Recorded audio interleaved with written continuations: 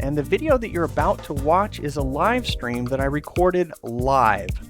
Now, if the content that you find doesn't really match what you're looking for, it's very possible that this is a video that's part of a series. So if it doesn't make sense where you're finding this particular video, then just click on the description down below and you will find a link that will take you to the full series, and you can start with video number 1 and go through all of the videos in sequence. If you like the content and it helps you out, then great. If you'd like more information, then you can always check me out at FileMakerMagazine.com. All right, and welcome back. We are just doing these videos right in series. So if this is a video that is out of context, you can always find the first video by going to the channel. There will be a link in the description down below in terms of being able to go to the start of this sequence if you're finding this video out of sequence, as mentioned. All right, we are talking about finding standards or finding a specification that you can follow along with. I have an application here that only has one field and it's got one button. That one button scans in a barcode. I have been able to determine, as a result of looking at the specifications, that the barcode is a PDF 417. And that is what I thought initially was applicable only on American driver or California driver's licenses. I knew other licenses had barcodes, but I didn't know how much they shared in common. And it turns out across all of the 50 states, if they follow the same standard, they all use the same barcode. So this will work across all of them. But if you are in another country and you have a barcode on your license, all we need to do is be able to find what we're looking for. So how did I do that? This is a copy of the format that the data came in when I scanned my own license. And we can see a pattern. We're always looking for patterns. We are pattern recognition machines, and there is clearly a pattern here. I can see that this was the first name, this is the middle name, and this is the last name, and quite clearly in front of it we have 3 characters. So those 3 characters mean something, but to me they didn't mean anything. I don't know what DCS is versus DAC versus DAD. But here's the key. Whenever you're working with data or information, all you have to do is use the values that have in front of you as a reference to look for what you're looking for, and it will bring you right to it, especially with Google. Now I have this ANSI, and then I have this long string of characters, and I didn't know what to make of it, but I knew that if I used something like this right here, I would be able to find it. So here's what I did. In a web browser, let's switch over to... see if I can switch to Safari here, create a new window. There we go, and we'll do a Google search. So for me, whenever I'm breaking down or looking for a standard, unless you know the name of the standard, which may be JSON or whatever it is, in this situation, all I knew was I'm looking for a California, because I assumed it was only applicable to California driver's license. Driver's license. And then what I did is I combined that with the data that I'm seeing right here. I used this DCS and last name. And the reason that you do that is you are now saying, I know what I'm looking for that's familiar, but I also want to look for something that's specific in the data that I have. And you do this search, and lo and behold, what you come up with is the first hit. Thank you, Google. Actually comes up with information. So I had never heard of this before, AAMVA and driver's license ID card design standard, and also extract data from PDF 417 of driver's licenses. So that's where I learned that it was the barcode that I want. And we just saw in the previous video, I limit the barcode scanning of FileMaker just to that barcode, so that if other barcodes are around that, it's just going to scan the one barcode that I want. So I went to this particular link, and actually if we look at this, the link you can see right there is PDF. This is going to download a PDF, but I don't know that I necessarily want that. So instead, what I'm going to do is, let's see if there's any more from the AAMV. No, there's not. So what I'm going to do is I'm just going to go to this actual domain, and I should be able to highlight this. I love how Google makes it hard for you to actually get things. I don't want to grab that. I'm going to grab everything right there, copy that. I'll paste into their search and take the time to get rid of everything except for what I want. Good little trick right there. So if you can't select and highlight in the browser what you want, just select a bunch of stuff around it and then just get rid of everything you don't need. So I can go to this domain now, and this is where I found out, oh, okay, everything dealing with a driver's license across the United States comes from here. And of course, I would have to go through and find what I was looking for, news and publications. Oh boy, it's in here somewhere, but really I don't want to bore you with the process that I use to find this. You can use the search within here, or another really good tool to use is sometimes websites don't have very good methods for finding things. So you can further search something as a tool. So let's say I wanted to look for ANSI or this. How about if I select this right here, this first little part? I just happen to know that it is part of a designation.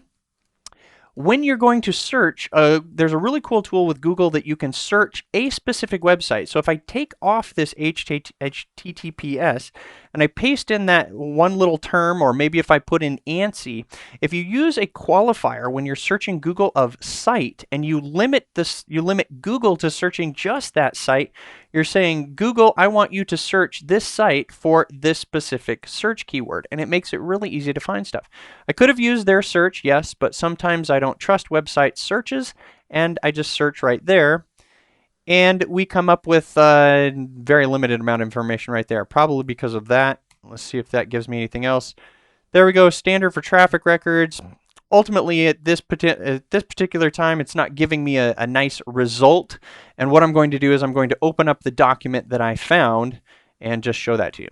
So we'll close the browser, we'll hide that, and I will go over to my downloads. We'll open that up. I forgot to do one thing. I forgot to start my timer. Let me drag this out, and I'll give myself 10 minutes. I'm trying to keep these videos all within 15 minutes so that you can jump to the different videos if you want based on what you're interested in.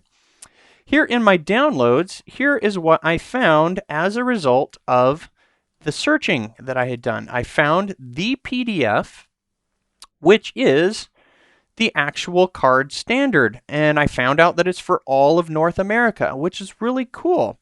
So now my next step is I need to parse information. I've captured this. That was easy. FileMaker did the job for me, captured it. But now I need to get this into a format that is usable. I need to get the last name into a last name field. I need to get the first into a first, middle, and all the different dates, etc. Everything I want to capture.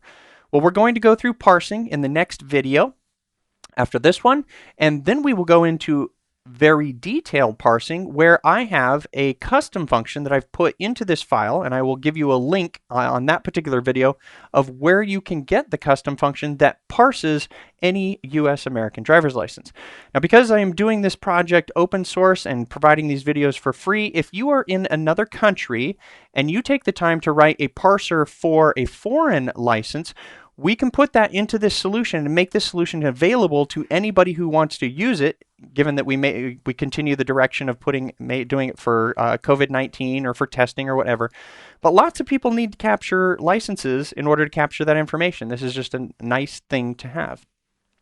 So when we go through a standard, we look at how many pages are in this document. I scroll to the bottom and I'm like, I am not interested in going through 109 pages to look for what I'm looking for. So you should know, like I know, that our best friend in all of computing is Command or Control F, or whatever the search equivalent is in that software or on that website or within that document. We just saw it within Google. So we are simply going to take any of these pieces of information where we see these 3-letter codes, and we are going to simply search for that. So I copy DCS, I go over to the search, I paste DCS, and there we get 3 matches, and there is our information. DCS is the customer family name. Now in this case, this isn't necessarily specific to what I was looking for, but I can see that I've got some matches here, so I can go through. Look, there's some of those familiar things. There's a confirmation that PDF 417 is the PDF file format. And we finally get to this last match right here, and I see the magic that I'm looking for, mandatory fields. This is cool. This is telling me all of these fields and what they directly correlate to. So in an upcoming video, as you're going to learn, we are going to use this exact information in order to create our fields. We're not even going to take the time to manually type them in. Once something is in a digital format, we always want to simply use what already exists and have a minimal amount of effort in order to modify that and make it work for us. So stay tuned for that upcoming lesson where I take this exact information, convert it into fields, and get it into FileMaker all within one fell swoop. Really pretty quick. Now, what's nice about having access to your specifications is now you do not have to do anything on your own. You do not have to solve anything because it's already solved and explained for you right here. But in the interest of learning FileMaker, we are going to pretend that we couldn't find this document, and we are going to do some very basic parsing before I wrap up this particular segment of our series.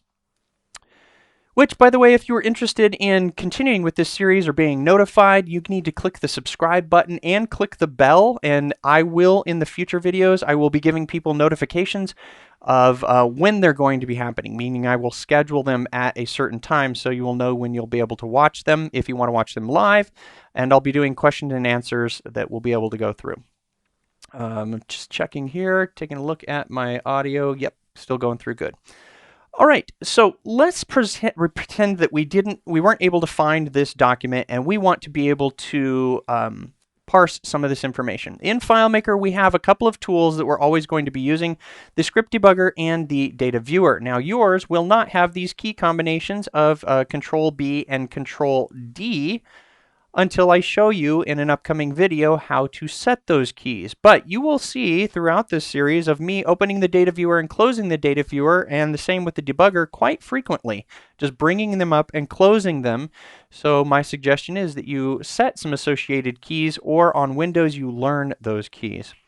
So let's use the data viewer, and we'll go to the watch area where we are able to use an expression. We click this little plus, and when we click the plus, we have full access to FileMaker's calculation engine. By default, your dialog may come up like this and have all of this information here on this side.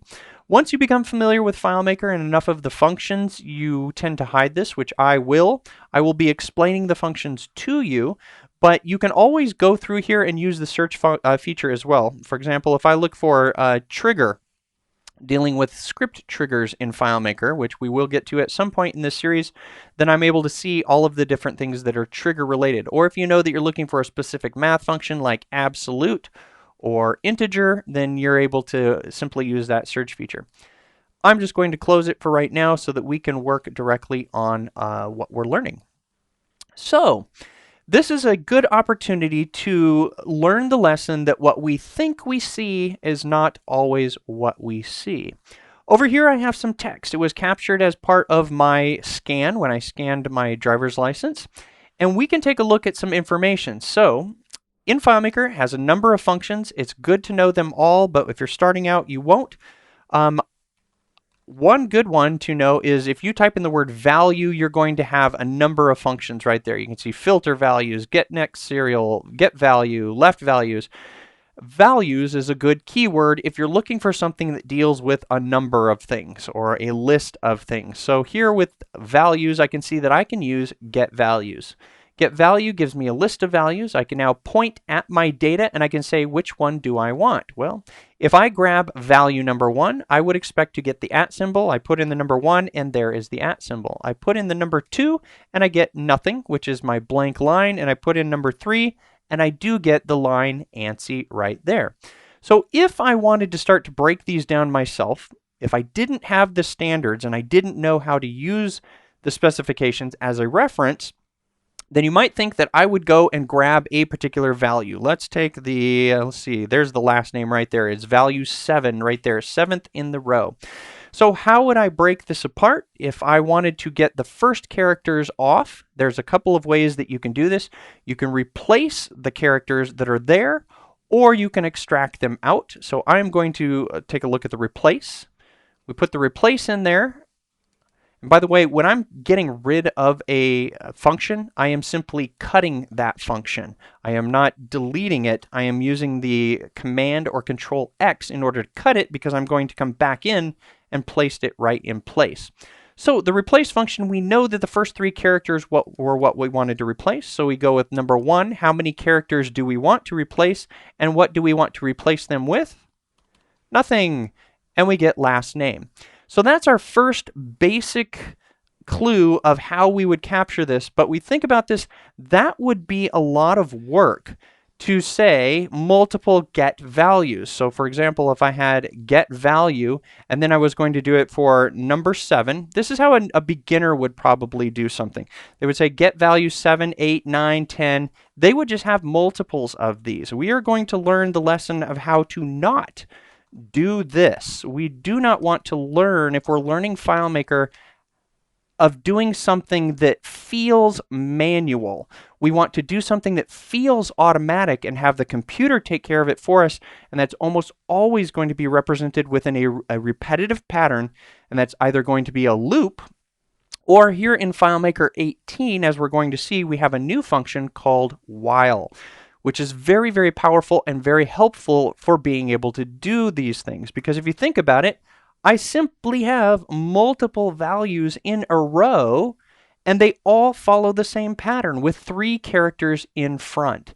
Now, I'm going to be throwing you into the fire when we take a look at breaking all of this down according to the specifications, but I hope that you're not afraid from learning because really this is not hard stuff. It's just familiarity with the functions.